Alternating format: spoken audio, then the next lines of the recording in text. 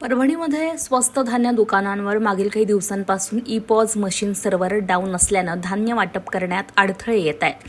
त्यामुळे परभणी जिल्हा स्वस्त धान्य दुकानदार आणि केरोसिन परवानाधारक महासंघाने ई-पॉज मशीन जमा करून घेण्याची विनंती तहसीलदार यांच्याकडे निवेदनाद्वारे केलेली आहे। सर्व्हर डाऊन असल्यानं धान्य वाटपास अडचणी निर्माण होऊन त्यामुळे ग्राहक दुकानदारास शिवीगाळ धक्काबुक्की करतायत।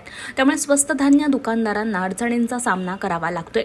यापूर्वी 1 ऑगस्ट रोजी या संदर्भात संघटनेनं तहसील कार्यालयाला पूर्वसूचना दिली होती।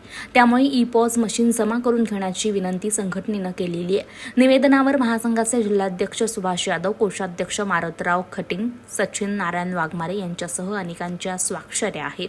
परभणी जिल्हाभरातील राशन दुकानदार आक्रमक झाल्याचं पाहायला मिळत आहे।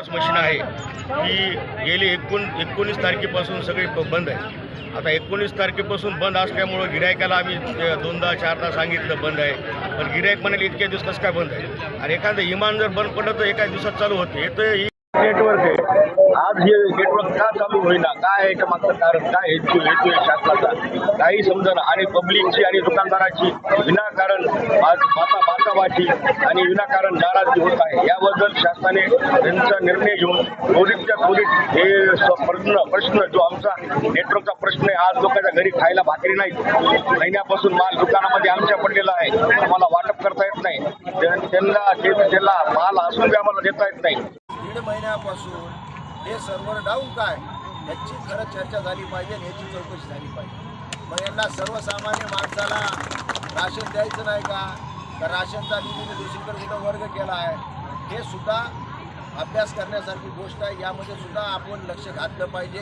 पण हे सर्व जे शिधा वाटप इथे केंद्राचे प्रमुख उपस्थित झालेले आहेत, त्यांनी कित्येक वर्षापासून सर्वसामान्य माणसाची सेवा करण्याचंच काम केलेलं आहे।